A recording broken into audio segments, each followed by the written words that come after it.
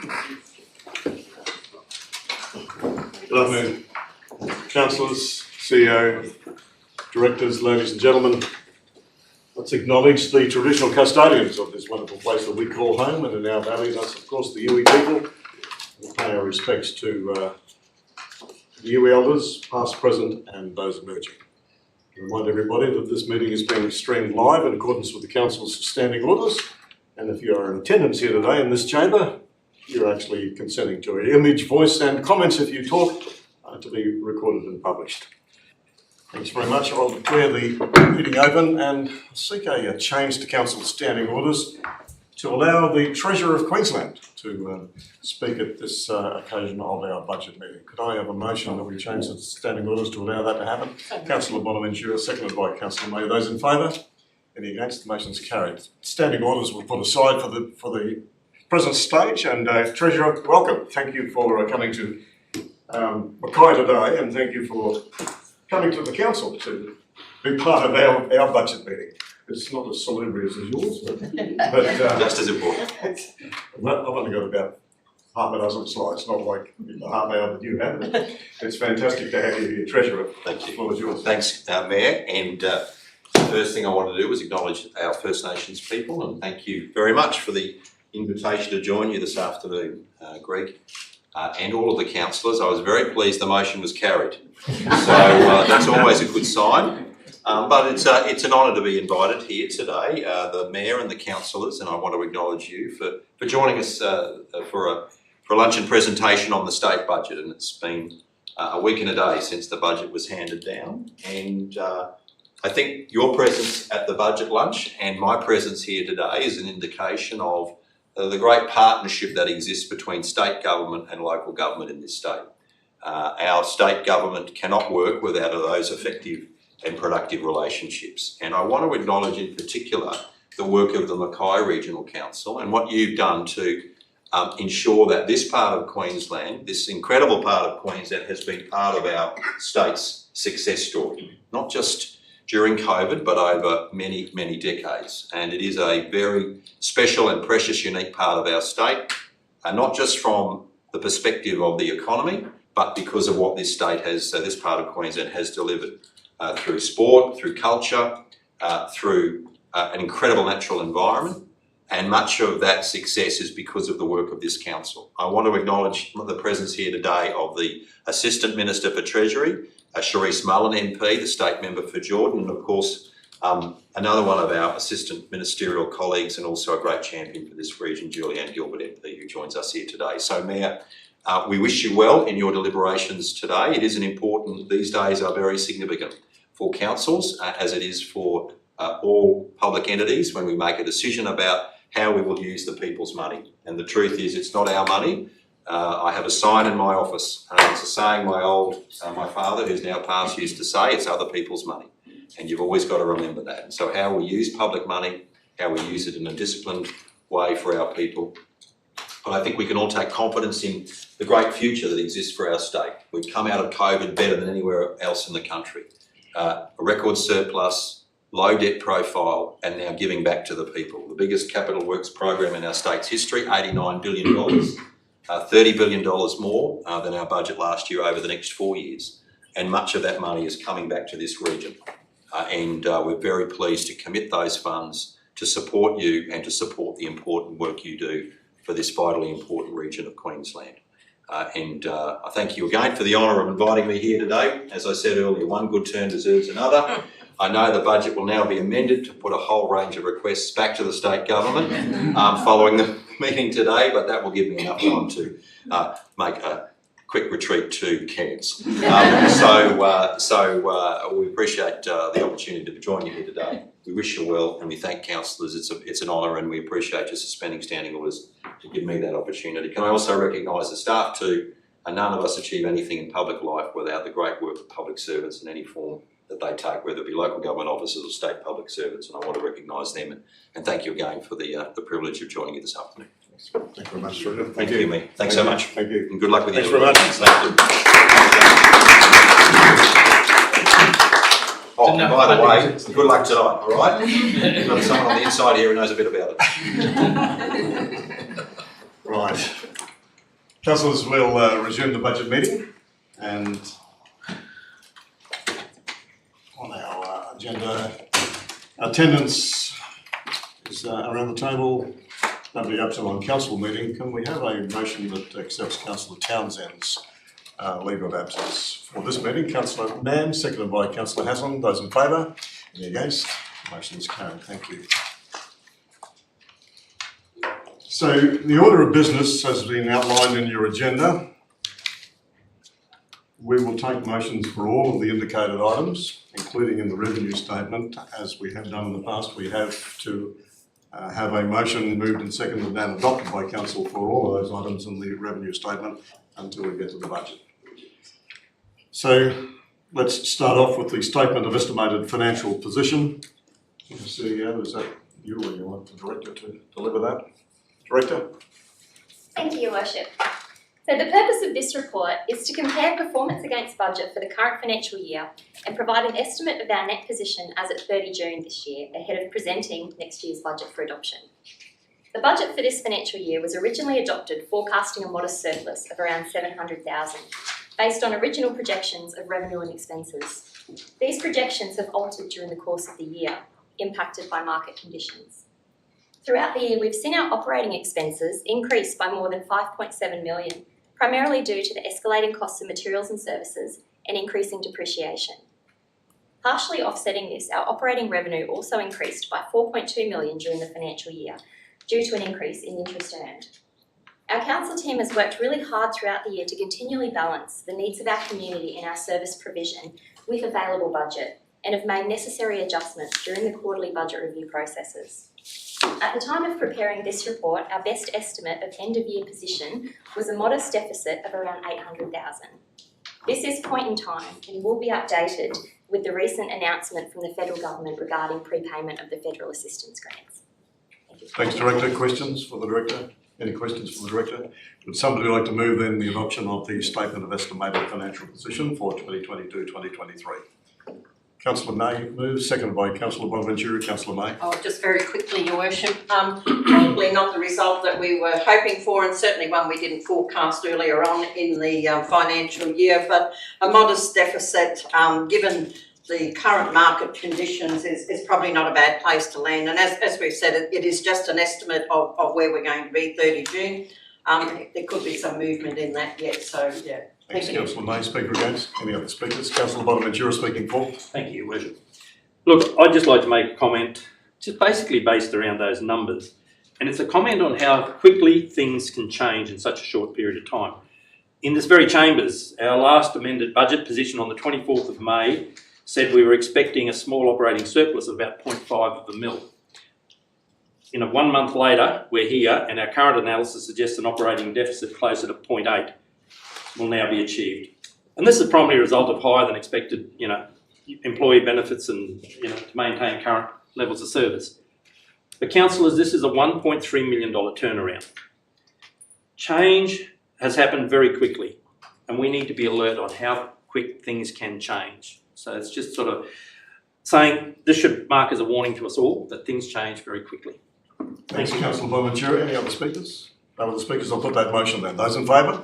Any against? The motion is carried unanimously. In 4.2, the revenue policy we move into now. 4.2.1 is the revenue policy. Look, this is fairly well straightforward. In accordance with the Section 104 of the Local Government Act, we're required to adopt this as a revenue policy for the council. Are there any questions? No questions? Somebody like to move the adoption of the revenue policy? Councillor Hassan moves, seconded by Councillor Jones. Councillor Hassan. Oh, it's very straightforward. Okay, I'll put that motion then. Those in favour? Any against? Motion is carried unanimously. Thank you. Now the revenue measures. The revenue measures report. Now this is the first of 13. I'm happy to take questions on any of these rather than question one by one as we go through. We have to adopt these individually. But if you have any questions about any of these in terms of the revenue statement, you should probably table those questions now so that we can think about them as we go forward. No further questions. Okay, so let's move forward with the revenue statement then. The revenue measures report, and this revenue statement must conform to the provisions of the Local Government Act, and we're sure it does. If there's no questions, would somebody like to move the revenue statement? Sorry, the revenue measures report. Councillor Green moves, seconded by Councillor Hassan. Councillor Green, I'll put that motion. Those in favour? Any against? Motion's carried unanimously. The revenue measures report, which is the differential general rates. This is a requirement under section 81 of the Local Government Act. The regulation. There being no questions, would somebody like to move the differential general rates of the revenue measures report? Councillor May moves, seconded by Councillor England. Councillor May? It's fairly straightforward, Your Worship. Okay, I'll put that motion. Those in favour? Any against? Motion's carried. Thank you. The revenue measures report now that deals with the special rates and charges. And once again, under section 94 of the Act and section 94 of the regulations, we're required to have a special rates and charges measures report adopted. Would somebody like to move? Councillor Jones moves, seconded by Councillor Mann. Councillor Jones? As reported in the Okay, I'll put that motion. Those in favour? Any against? Motion's carried. Thank you. Separate charges, once again, under section 103 of the Local Government Act, we're required to make this resolution for separate charges within our revenue measures report. Somebody like to move? Councillor Mann moves, seconded by Councillor Green. Councillor Mann, those in favour? Any against? Motion's carried unanimously. Thank you. As is with the sewage utility charges, we're required to make this under section 94 of the Act and section 99 of the regs. Somebody like to move? Councillor Green moves, seconded by Councillor Hassan. Councillor Green? comment. I'll put the motion. Those in favour? Any against? The motion's carried. Trade waste utility charges, likewise, as the sewage utility charges, we're required to make this as a motion under the revenue measures report. Somebody like to move? Councillor Mann moves, seconded by Councillor Hassan. Councillor Mann. Those in favour? Any against? The motion's carried unanimously. The waste management utility charges at 4.3.7. Once again, this is covered under section 94 of the Act. Would somebody like to move? Councillor Hassan moves, seconded by Councillor Green. Councillor Hassan. I'll put that motion. Those in favour? Any against? The motion's carried unanimously. The revenue measures report, which deals with rate concessions. Sorry, why don't we do the water utility charges first? That'd be good. That's 4.3.8, the revenue measures for water utility charges. Somebody like to move? Councillor Jones moves, Councillor May seconds. Councillor Jones? Okay, I'll put that motion. Those in favour? Any against? Motion is carried unanimously. 4.3.9, the revenue measures report for the rates concession, and this deals with pensioners, non-profit organisations, land and conservation agreements, and other concessions, as appears in your agenda under a whole list of sections within the Local Government Act. Somebody like to move? Councillor Jones moves. Councillor Bonaventura seconds. Councillor Jones. Councillor Bonaventura, you want to speak to the motion? Yes, I'd certainly like to speak to the motion, Your Worship. Thank you. Look, as you said, it covers those, pensioners, not-for-profit, land with conservation agreements, and those other concessions, which includes our rate relief policy, concealed leaks, and concession for exceptional circumstances. I really want to speak simply about the pensioner rebates. Yes, they are set at 400, and I'm happy to see that stay there. But I do sort of say to Council, as a whole, we need to consider that figure going into next year, simply because cost of living has risen dramatically. Pensioners are have the least ability to cover any increase in costs. So I believe it will be up to us. It was a little late this year when I considered to bring it to the table, but I think it's up to us to consider that definitely moving forward into the next budget. Thank you, Your Worship. Thanks, Councillor Bonaventura. Any other speakers? I'll put that motion. Then those in favour? Any against? The motion is carried unanimously. For levy and payment, bit of a straightforward this one. Somebody like to move?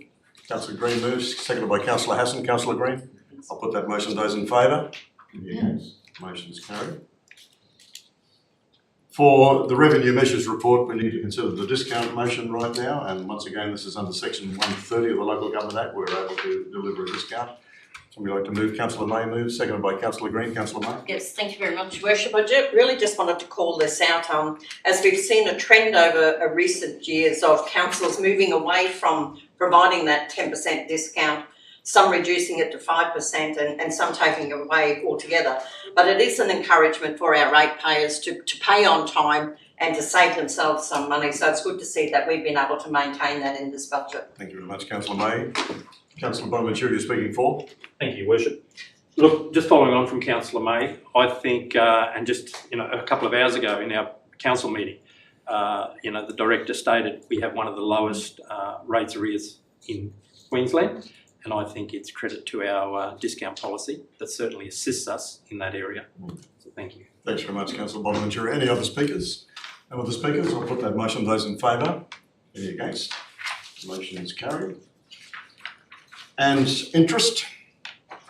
Once again, under section 133 of the Local Government Act, this is to put out the interest measures for adoption by council. Somebody like to move? Councillor Anglett moves, seconded by Councillor Bonaventura. Those in favour? Oh, sorry, Councillor Anglett. I saw you nodding your head. Okay, those in favour? Any against? The motion is carried. Thank you. And finally, under 4.3.13, the related measures report, that's covering the related policies. There are 8 of them there. There are no questions, so would somebody like to move then, or we adopt the related measures, the related policy? Councillor May moves, seconded by Councillor Anglett. Councillor May. Fairly straightforward. Put that motion. Those in favour? Any against? The motion is carried. Well, thank you, councillors. With the adopted revenue statements, we now have a budget. And I would like to move the budget for 23-24. Is there a seconder? Councillor May seconds. So thank you, councillors, CEO and directors. Let's briefly run through what our budget that we've been working on as a council with our staff under the leadership of the CEO and our finance team since February this year. So in summary, our budget this year presents a total expenditure of $420 million for this council. We have a rate increase which is well below the inflation level. We have a very, very enthusiastic $128 million set out for our capital works program for this year, which will be one of the biggest we've had for a long time. It's a budget that does reflect the current economy, and we seek to manage from a council's perspective the impacts of the current economic conditions on this council and our community, and we're headed for a minor surplus. So what does it look like? The rates increase on average this year for the Mackay Regional Councils 3.8%. And having knowledge of some of the other councils of our size and in our regions who've brought down their rates over the last week or so, this is a pretty good rate that you can be very proud of, councillors. It's probably going to be one of the lowest regional increases in Queensland. Based on a consumer price index of 7.4%, and when you realise that the forecasts for electricity for the next 12 months are probably 20 to 30% increase in costs, this is something that we're going to have to bear. It takes $3 million to turn on our street lights, and we're going to have somewhere between a 20 or 30% increase in that cost over the ensuing 12 months. So I think as a council, we've done very well with this 3.8% average rate increase. That means the average rate payer in residential areas will be paying $3,164 a year. It's an extra $116 on average, or an extra $2.23 a week. And what does it look like in terms of your average rate bill? So for $3,164, we've broken it up to give you an indication of what the rate bill actually consists of when you get it. And not surprisingly, our finance costs and depreciation cover about a third of it. And then managing water and the roads and footpaths and bridge and stormwater and property and parks cover a fair amount of the rest of the balance of that. Right down to the fact that we are investing in local laws, in trainees, apprenticeships and graduates. And that breakdown will be disseminated via our comms team so that people understand what their $3,164 on average delivers for the sustainability of this region. The overall operational expenditure this year will be $291, almost $292 $2 million.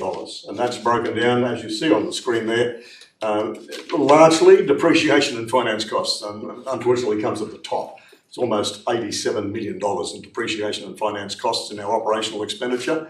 And you can see what we're spending on parks and gardens and community activities and roads and footpaths, etc., and corporate management, even down to the fact that this budget provides for almost $2 million investment in trainees, apprenticeships, graduates, and learning development. The Capital Works program, as I said at the start, at $128 million is one of our most ambitious programs to date over the last several years. It's broken down quite succinctly into a new program around about $50 million. We're spending around about $20 million on upgrades and a renewal program of around $58 million. So it's broken down there. As you can see, drainage, we're spending a lot of money on drainage works in this budget. Improving drinking water quality across our region, $6.5 million for that, $5.5 million for asphalt resurfacing, and for culvert rehabilitation. You know, we've got a lot of that work going on, and $4.2 million invested in that in this budget. And for sewage pump stations and mains, the work that will be involved in our Capital Works program this year, that was about $3.2 million. So it's a significant Capital Works program, and we'll be looking forward to delivering all of that in this coming 12 months period. The budget also provides for some of our signature projects to be continued. It's almost $5 million for the Pioneer Valley Mountain Bike Trails, so make sure that we arrive where we need to arrive by the end of this calendar year for the Pioneer Valley Mountain Bike Trail. $3 million to complete the upgrades for the Mackay Stadium, that's the BB Friends Stadium. Very importantly, the Northern Beaches Community Hub, we're going to see shovels in the ground for the Northern Beaches Community Hub within this budget period, with a significant $10 million allocated for that. To complete the Seaforth Esplanade, there's around about $3 million allocated, and to do further works on the Woodlands District Park, about just over $1 million for that. So some of our significant projects still underway and provision for in this budget. This is just a little bit of a demonstration of where the revenue comes from to enable us to deliver our operational revenue for 23-24. As you can see, 82% of it comes from our rates and charges. And there's other bits and pieces that come up to the 100% where we raise our money from, but we get, the majority of our money, as you know, from the 53,400 rateable properties in our Mackay district, over 82%. Have a quick look at our forecast debt balance. As you can see, the debt balance that we have in the council right now is low. It's significantly low over the past couple of years, and we forecast it remaining low until 26, 27, 27, 28. And then because of the capital works that need to be in terms of renewal projects and the major trunk infrastructure projects that are going to come along as we approach 2032, we're going to have to increase our debt level as a council. But we're increasing it from a very, very low base. A base we've actually carved $106.7 million out of our debt over the last 4 or 5 years. So right now it looks like this. So we've got a debt balance of just $60 million, and we have a cash balance in the bank of $142 million. So the council is, very sustainable in terms of regional councils our size in Queensland. Our focus, councillors, CEO and staff, in 2023-24 is to rehabilitate our ageing infrastructure. This is a long program, and that lends itself to that debt balance that we talked about a little bit earlier on. We have a lot of ageing infrastructure. The council is obliged to rehabilitate it and actually put new infrastructure in. We will continue with our rate concessions and acknowledge what Councillor Bonaventura was saying there before, but our aim in this budget is to continue with the rate concessions. We will continue with our early payment discounts. We will focus on economic development. We need to grow as a region, as a community. We need to increase those 53,400 rateable properties so we can spread the load a little bit more. And we need to focus, and this budget does focus on livability projects. So that's the budget for 23-24, councillors. I thank you for your involvement this year in terms of the budget deliberations we've had since February. I thank the CEO and our finance team. It's a hard budget to bring down in difficult economic circumstances, but I think a 3.8% average rate rise is a credit to this council and where we are in the economic conditions at this stage. Is there a speaker against? Are there any other speakers? Councillor May, speaking for. Thank you very much, Your Worship, and well presented. Thank you for that. Give us a very good snapshot of the budget.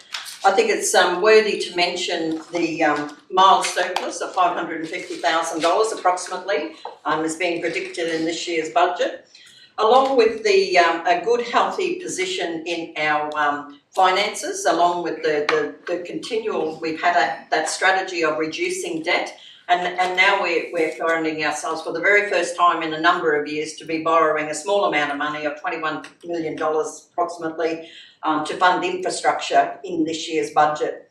We've also been good that we've been able to continue the community funding support and our sponsorship and events attraction program.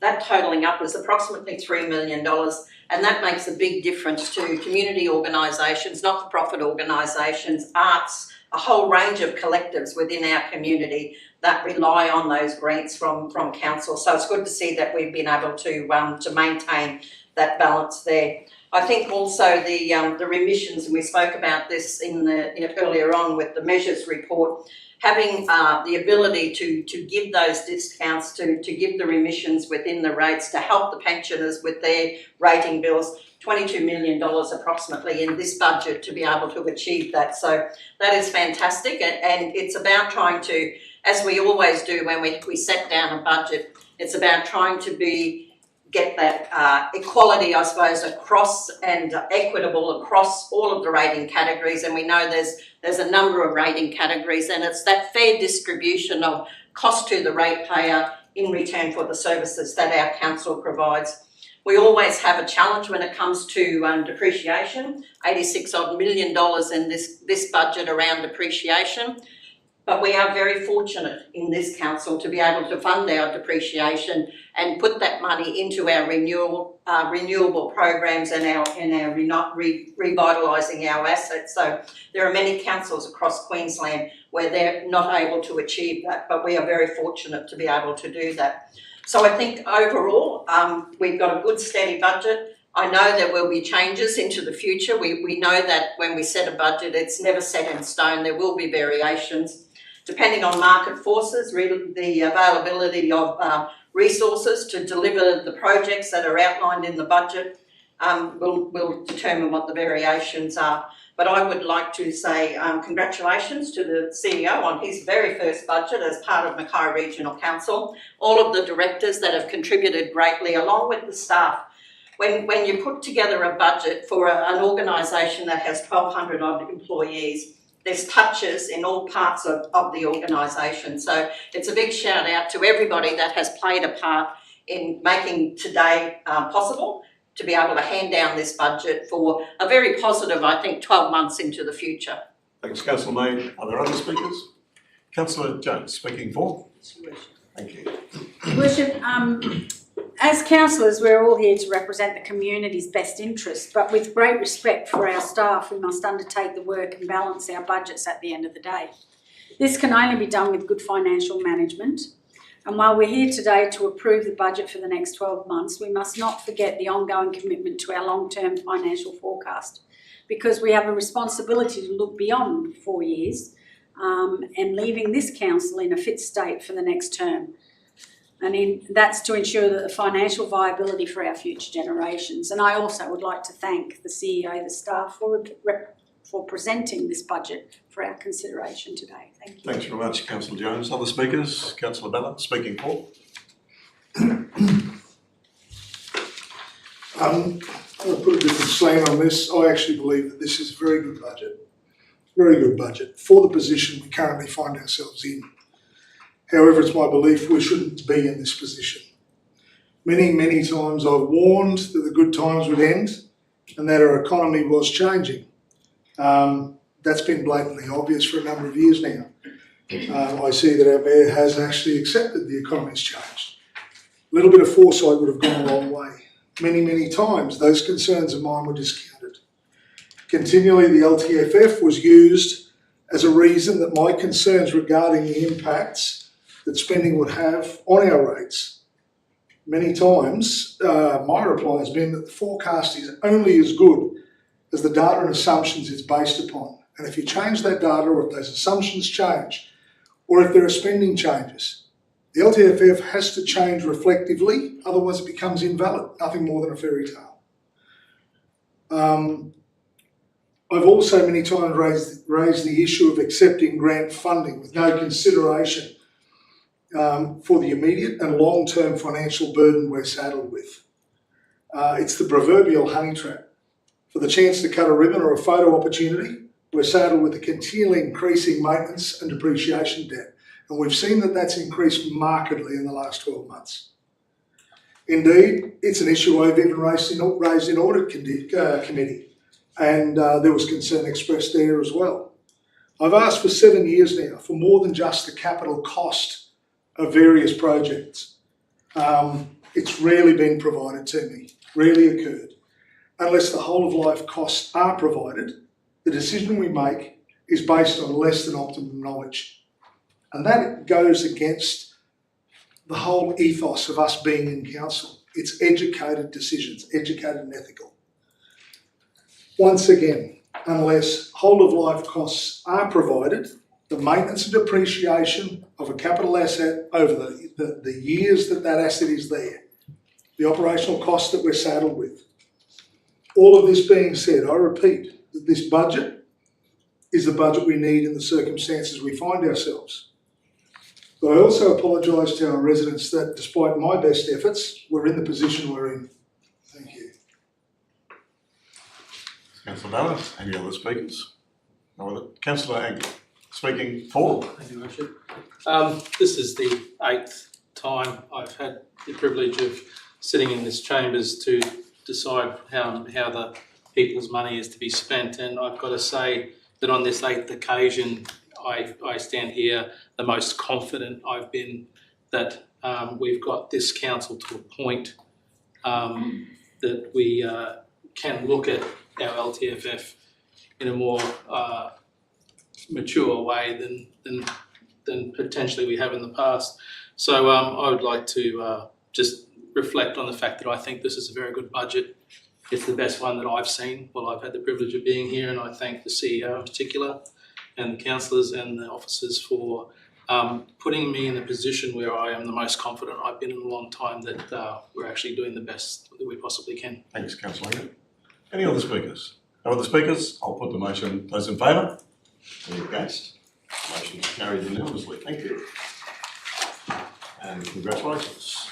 CEO. Directors, thank you. 4.6.1 now is the, sorry, I'm jumping ahead, too enthusiastic, the financial strategy. Yeah. 4.5.1, financial strategy and long-term financial forecast. Director. Thank you, Your Worship. But this is a very good segue after the conversation we've just been had. So the long-term financial forecast provides a 10-year view that demonstrates Council's ability to manage the wide range of services and infrastructure we provide to the community over the long term.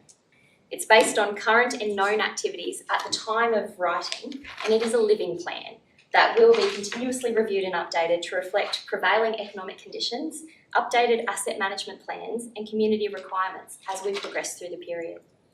The LTFF presented today demonstrates that Council is in a sound financial position, and we can confidently maintain our proud status of one of a small number of financially sustainable councils in Queensland. Thank you, Director. Questions? Councillor Butler. Yes, thank you, Worship. The current LTFF shows an anticipated debt in 31-32 of 225 million. 12 months ago, at our last budget meeting, the LTFF showed the anticipated debt for the same period, 31-32, showed 120 million. I'm just at a loss to understand why that massive difference between last year's, where's that changed so dramatically? Director. Thank you, Your Worship. To clarify, Councillor, you're inquiring why the debt position has changed over the 10-year term. Correct. Like if I can just do a bit of explanation. Like as a couple of speakers have said, it's our guide to where we should be going. So, last year, that's where we were heading. This year, it's changed dramatically. I can understand some change. Why such a huge change in that debt level? How come we didn't anticipate that 12 months ago? So 12 months ago, we probably had a different outlook on what we're trying to achieve over the 10-year period. So this budget is assuming there's a level of growth in the capital program over that 10-year period, as well as more indexation. So there's higher inflation costs, higher costs of material and services that are now built into that future plan. That means that our cash reserves are insufficient to fund that long-term plan, and we need to borrow more funds to actually meet that position. But that is still a comfortable position for us within the context of the long-term financial forecast. It's achievable and manageable for council as it's planned at the moment. Thank you. CEO. Yeah, I'll probably just add that with an increased focus on asset management in particular, and that does guide our way of thinking and shaping in terms of what the future looks like for the organisation. So when we look across our LTFF to see what is projected, we then can bring that back internally and make sure it's actually the right things to be doing at the right times. And so when we present an LTFF, we certainly focus on years 1, 2 and 3 as the knowns, and the rest is our best guiding plan. So we do expect that they will change year on year depending what happens with economic conditions or whether we've got needs to advance infrastructure or whatever that might be. So you will always see a trend and difference in those different years. But certainly with this council's focus on asset management, there'll be certainly the right decisions to be made based on our infrastructure needs and requirements. Thank you. Further questions? No further questions? Thank you, Director. Would somebody like to move then the adoption of the strategic financial long-term forecast? Councillor Jones moves, seconded by Councillor Hassan. Councillor Jones. Thank you, Worship. Just furthering on from what I've just previously said about the LTFF, I guess I ask myself, what does the long-term financial forecast mean to the average person? And most people wouldn't understand really what it's all about. I certainly didn't until I was elected in 2004. So we just need to remember it's a community organisation. The community are our shareholders. And for every new project we undertake, we have to look long term at what the maintenance cost will be year in, year out for the life of that item. For all of the old projects that are currently on our books, we have to maintain them for the next 50 years. And we must allocate those funds again year in, year out. But simply, we cannot keep undertaking new projects. We must look after what we already have on our books for maintenance and renewals. And I would like to leave the community with this thought to ponder.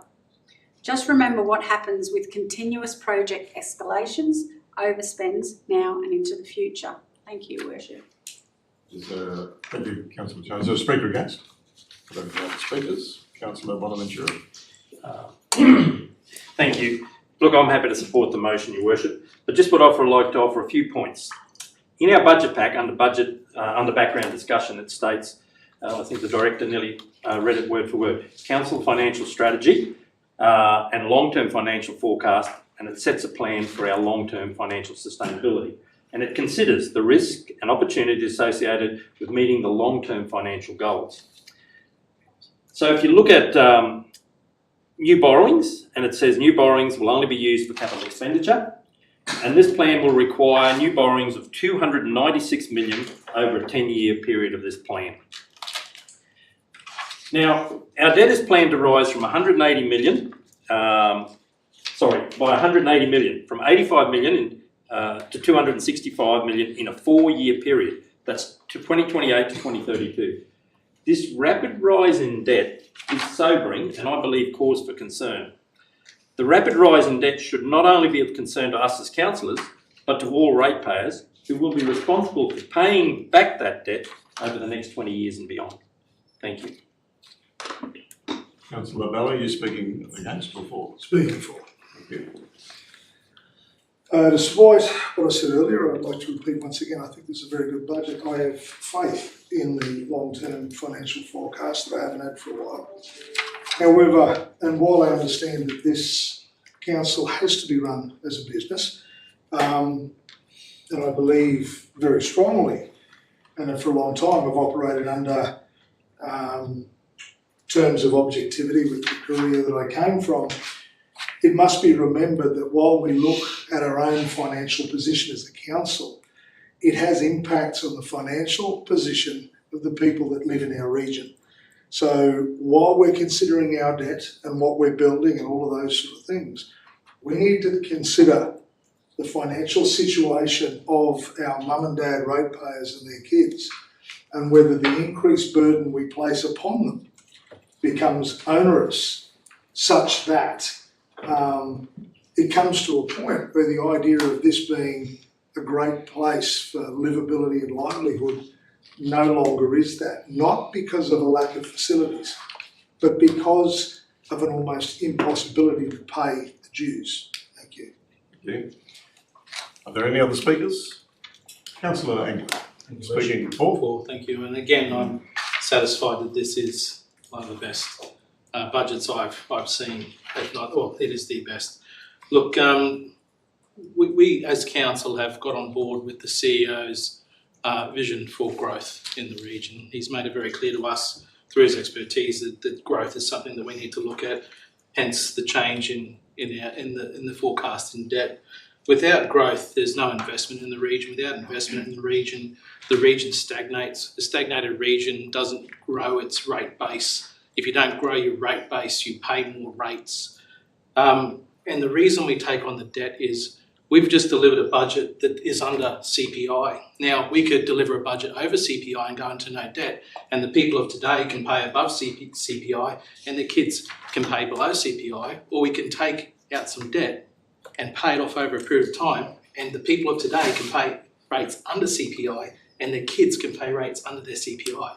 So I think that's a good reason for taking on the debt. We've just paid off $130 million in debt over 8 years, and now we're going to take some more back on. It's called spreading the load over multi-generations. It's fair, and it keeps our rates. This council has kept rates under CPIs for 8 years straight, possibly 9, I forget.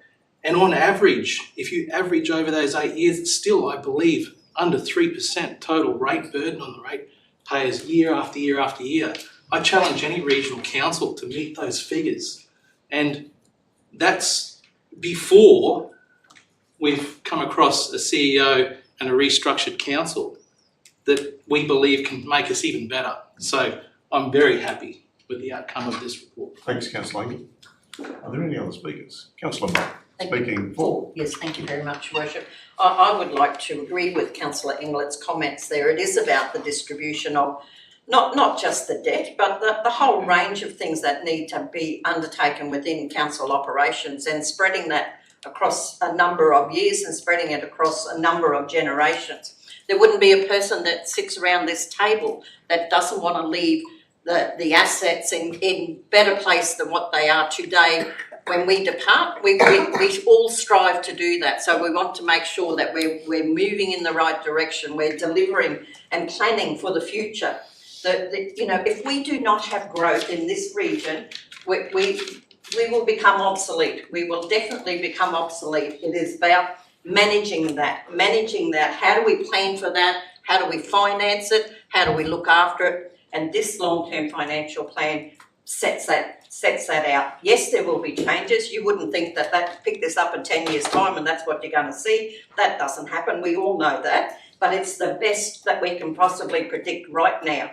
And it's a strong future for this region. That's something that we need to keep in mind here. It is an absolutely strong future for the ratepayers of this region, and anybody else who wants to come and live and work here. The door is open. We're planning for you to come. So please come on down. Thank you. Are there any other speakers? No other speakers?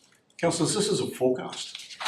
We've had briefings, we've had discussions around what the forecast should look like to get where we need to be. We haven't taken on the debt yet. This is for councils in the future. The forecast is if we need to be at a certain spot in the future where we are sustainable, where we have reasonable rate increases that our community can live with, this is what the forecast might look like. It's up to councils of the future to deliver on it. And that will be around this table, it will be decided. This is a forecast.